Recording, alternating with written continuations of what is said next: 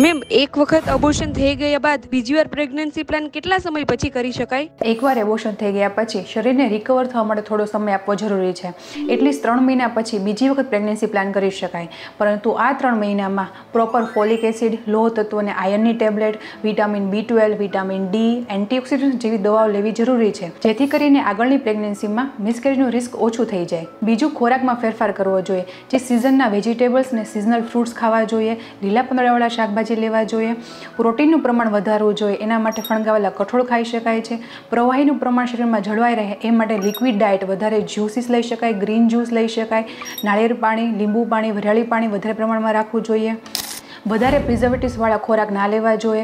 પેકેટ્સવાળા food ના ખાવું જોઈએ. ફાસ્ટ ફૂડ, જંક ફૂડ કે લારી પરનો ખોરાક બિલકુલ બંધ કરવો જોઈએ. છેલ્લું અને મહત્વનું, લાઇફસ્ટાઈલમાં સુધારો કરવો જોઈએ. હસબન્ડને જો કોઈ ખરાબ આદતો હોય, જેમ કે આલ્કોહોલ, સ્મોકિંગ કે તમાકુ ખાતા હોય, તો એટલીસ્ટ 3 મહિના માટે તો બિલકુલ બંધ કરવું જોઈએ.